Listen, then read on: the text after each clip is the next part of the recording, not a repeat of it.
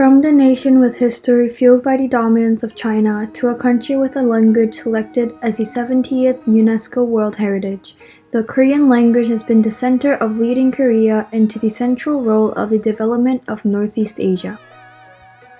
Hangul, also known as South Korea's official language, its usage is ranked 13th place in the world with 72 million speakers around the world. John B. Whitman, a linguistics professor in Cornell University, states, "Korean is what we call a link language. It has things in common with all the neighboring languages of the area, as if it's sort of a middleman between them. We can't say the modern language Korean is related to in the sense of being descended from the same common ancestor, but we can show its uniqueness in that it shares properties with all its neighbors that they don't share among themselves. It's a testimony to the historical importance of Korea in the region of Northeast Asia."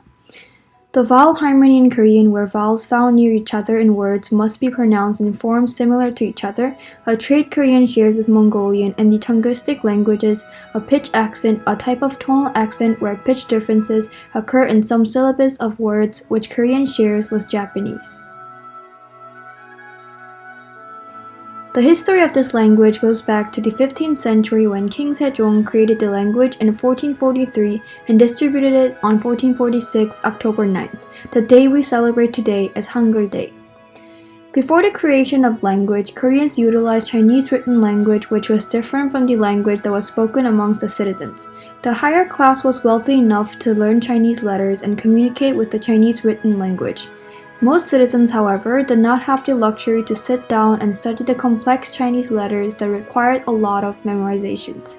King Sejong, struggling to communicate to his people through written language and feeling pity for them who blindly get scammed through written contracts, eventually created Hunminjeongeum, which was the meaning of a correct sound that educates citizens. When he started distributing the language, King Sejong has stated there are a lot of uneducated citizens who cannot express themselves even though they desire to say something. I feel pity for them and created 28 new words, wishing all people to learn them easily and have no hardships in utilizing them. This was the moment where the Korean alphabet with 14 consonants and 10 vowels written in blocks of 2 to 5 characters was presented to the world. Unlike the Chinese writing system, including Japanese kanji, Hangul was not an ideographic system. The shapes of the individual Hangul letters are designed to model the physical morphology of the tongue, palate, and teeth. Up to 5 letters of Korean alphabet join to form a syllabic unit. There is a consensus among linguists that Korean is a member of the Altaic family of languages which originated in Northern Asia and includes the Mongol, Turkic, Finnish, Hungarian, and Tungusic languages. Despite the fact that Korean and Japanese have some similar grammatical structures, a historical relationship between the two languages has not been established so far.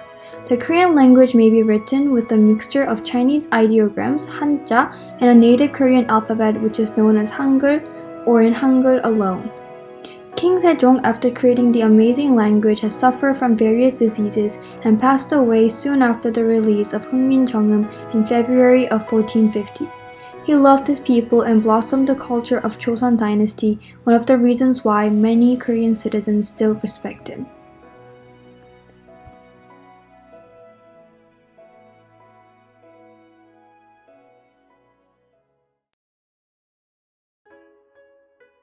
In celebration of the beautiful language, I have decided to make a tea set with the initial Hangul letters carved in them.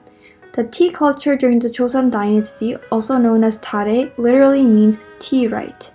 This Korean tea ceremony has been practiced for over 1,000 years. In its early stages, it was mainly used during rituals as an offering to gods and for religious purposes. Buddhists have also performed the ceremony as an offering to dead spirits, like those of past kings. However, during the Joseon dynasty, the tea culture in Korea shifted. It started to become a common practice not just for monks but for royalty and commoners. The royals would perform tare as a simple way to enjoy tea in formal settings. The commoners would implement it during a 제사, which is a ceremony held at the anniversary of an ancestor's death. During this ceremony, the family would prepare a full table of foods to offer the ancestor. In the past, tea would be included, however in modern-day Korea, it is not common to do so. Sometimes, when holding a tea ceremony in Korea, people would use some special pottery. Mostly commonly, people use white ceramics. However, bronze-colored or jade-green pottery would also be used depending on the occasion. Thus, I have created a tea set in this particular tradition of ceramics with Korean letters to celebrate the Korean language as well as reiterate the Tare culture that is less evident in the modern Korean society that is leaning towards the coffee culture.